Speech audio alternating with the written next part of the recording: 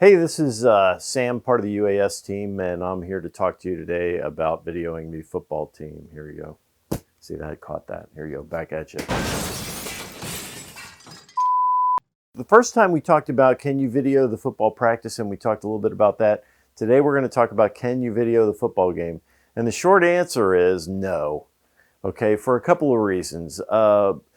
One, if you're flying an Embry-Riddle drone and you want to video the football game, what you're talking about is potentially flying over people, which you can't do. So let's say, okay, well, we're not going to fly over people. We're going to have the drone set off to the side, so that fulfills that requirement. Okay, well, the next problem is a privacy problem. Are you going to get a permission slip from all those people attending the football game that it's okay with them to capture their likeness? Now, you could get around and say, well, they're at a public event.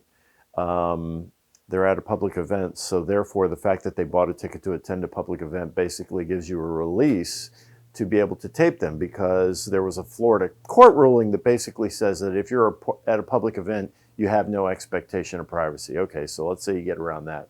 The third thing is most of them are at night, and you don't have a night waiver to fly.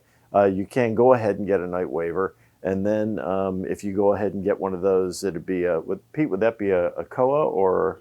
You need a COA to get that from the FAA that allows you to fly at night.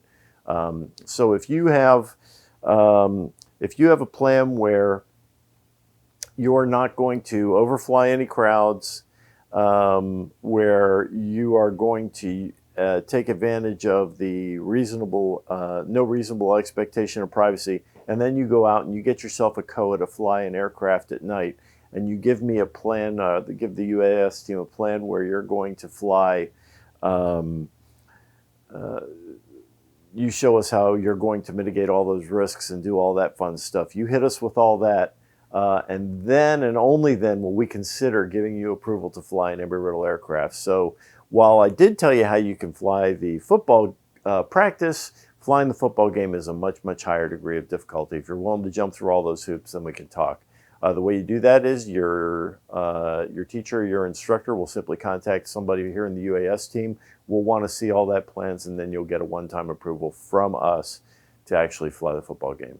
Hope that answers your question about that. And as always, if you have any other questions, feel free to contact the UAS team.